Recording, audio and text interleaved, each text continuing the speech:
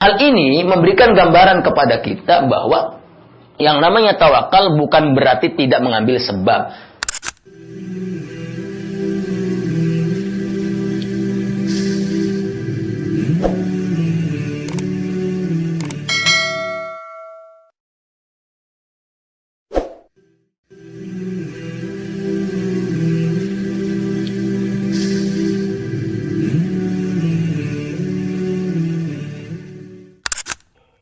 Assalamualaikum warahmatullahi wabarakatuh.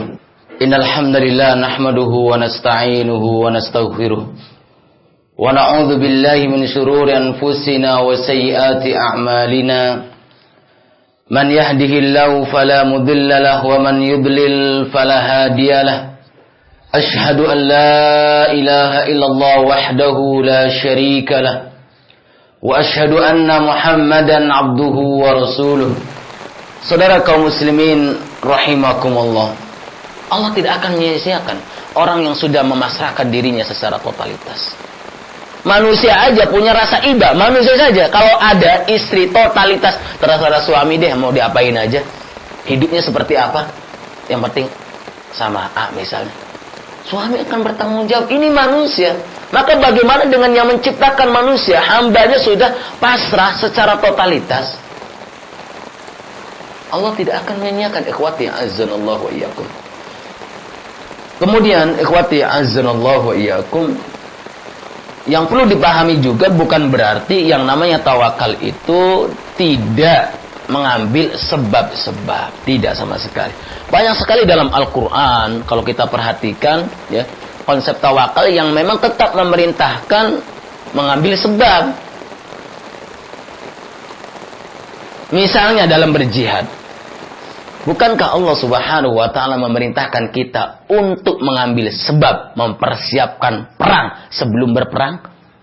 Wa a'iddu lahum mastata'tum min quwwah. Mengambil sebab, bukan nanti aja deh kalau ketemu musuh. Ambil sebab. Latih fisik. Ngambil sebab, bukan nanti aja deh. Gitu kan? Jelas sekali. Kemudian Allah Subhanahu wa ta'ala juga dalam ayat yang lain memerintahkan kita untuk siaga. Bukan udah tidur aja deh di perbatasan. Tawakal pada Allah. Enggak, siaga. Ya ayyuhalladzina amanu khudhu hidrakum. Dalam ayat yang lain, wa ya'khudhu aslihatahum, ambil senjata-senjata kalian melawan musuh. Membawa senjata melawan musuh, ini merupakan mengambil sebab. Bukan pokoknya gimana caranya, ana mau masuk aja dah ke tempat musuh. Tetap bertawakal kepada Allah dengan mengambil sebab, ya. Termasuk di antaranya dalam masalah rezeki, ngambil sebab. Bukan duduk di kamar zikir baca Quran, barangkali seperti Maryam didatangkan dari langit. Itu tidak sama sekali. Ngambil sebab. Memang istri kita sudah ada jatah rezekinya. Memang anak kita sudah ada jatah rezekinya. Memang orang tua kita sudah ada jatah rezekinya. Tapi bukan berarti kita duduk manis nunggu rezeki masuk ke rekening kita atau ke dompet-dompet kita. Tidak ada contohnya sama sekali. Rasulullah juga bekerja. Rasulullah juga pernah menggadaikan sesuatu. Para sahabat juga berdagang. Ada juga yang bercocok tanam, ada juga yang sampai ngutang, betul nggak? Itu kan ngambil sebab. Bukan diam duduk di pojok masjid berzikir, ingin mendatangkan misalnya apa, tidak. Tapi mengambil sebab. Dan ayat yang seperti ini banyak. Misalnya yang biasa dibaca oleh imam ketika subuh. Ya, biasanya imam membaca surat Al-Jum'at. Ya, surat Al-Jum'at. Allah Subhanahu wa ta'ala berfirman, فَإِذَا قُضِيَتِ الصَّلَاةُ فَانْتَشِرُوا فِي الْأَرْضِ وَابْتَغُوا مِنْ فَضْلِ اللَّهِ. Allah memerintahkan kepada kita untuk bertebaran di muka bumi mencari karunia Allah. Terserah, ya. Bekerja seperti apa saja terserah, yang penting halal, tidak aib. Yang penting halal. Yang aib itu pekerjaan keren tapi tidak halal. Itu aib. Bukan masalah duduk kerja ber-AC, berdasi, gaji tinggi. Halal sangat penting. Halal sangat penting. Karena halal akan mendatangkan keberkahan. Keberkahan pada makanan kita. Keberkahan bisa ya, membantu kita dalam beramal soleh, ilmu kita bermanfaat, kehidupan kita bermanfaat, dan lain sebagainya. Kemudian ikhwati azzanallahu wa iyyakum, dalam as-sunnah pun juga memerintahkan demikian. Bukan berarti yang namanya tawakal, ya, jangan disalahpahami. Kita bawa motor, ya, kita taruh motor kita di samping jalan raya. Alah, nggak usah dikunci setang. Allah maha melihat, Allah maha mengetahui. Fatawakkal 'ala Allah. Kita pergi, kunci di situ, masih nyala lagi.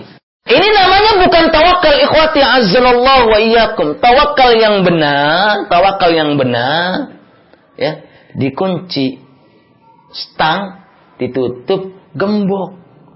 Namanya tawakal.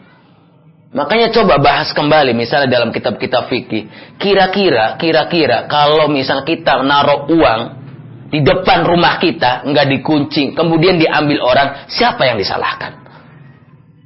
Yang namanya tawakal, nyimpan uang di tempat yang rapi, yang tidak mungkin dicuri, tapi kalau pada akhirnya dicuri, itu tawakal 'ala Allah. Bukan taruh di depan rumah, tawakal 'ala Allah. Allah maha melihat. Semuanya sudah ditakdirkan. Ini bukan tawakal yang benar. Tawakal yang benar, kunci setang itu motor, kemudian ya, digembok bila perlu, sudah aman insya Allah. Apalagi di tukang parkir. Ini namanya tawakal Allah. Hal ini sebagaimana sabda Rasulullah sallallahu alaihi wasallam, ya, dari jalur Amr bin Umayyah yang diriwayatkan oleh Imam Al-Baihaqi dalam Syu'abil Iman. Kemudian Imam Ibnu Hibban dan Syekh Al-Arnaud mengatakan bahwa hadisnya ini hasan, ya. Beliau mengatakan kepada Rasulullah, yaitu Amr bin Umayyah, "Ya Rasulullah, wahai Rasulullah, ursilun naqati wa tawakkal." Jadi tentang untanya dikirimkan padanya, kemudian ia bertawakal. Kemudian dia mengatakan i'qilha wa tawakkal. Diikat, kemudian silahkan tawakal. Jadi diikat. Karena kalau motor dia apa? Kunci. Bukan berarti kambing, kita misalnya bawa kambing, udah tawakal Allah, saya mau tidur, mau sholat duha dulu, biarin dah, gak usah diikat. Ini harus, jangan salah paham. Tawakal seperti itu, ya. Kecuali memang pihak keamanan yang menjadi tempat parkir motor, parkir kendaraan sudah menjamin tidak boleh dikunci stang, biar dirapiinya mudah, gitu kan? Karena kita suka buru-buru naruh sembarangan, gitu kan? Yang harusnya parkir 20 motor, gara-gara parkirnya sembrono, jadi cuma 3 motor, 4 motor, 5 motor. Tapi dia sudah menjamin, sudah tawakal Allah, dia sudah menjamin, gitu kan? Tapi kalau misalnya terutama di tempat-tempat umum yang tidak dijamin oleh pihak security misalnya, ini harus kita pahami konsep tawakal yang benar seperti tadi yang saya sampaikan.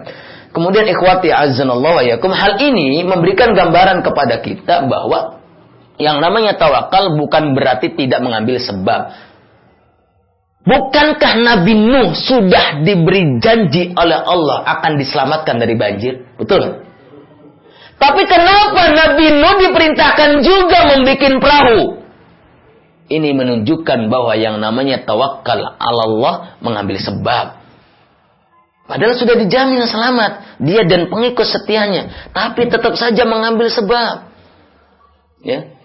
Sehingga nih jangan sampai setelah kajian ini ada orang memahami konsep tawakal yang salah. Saya mau tawakal ala Allah, saya mau terjun dari 5 lantai ke bawah. Kalau takdirnya mati, mati. Kalau takdirnya nggak mati, enggak. Tawakal Allah itu akan menyebabkan kematian, bukan begitu, gitu ya.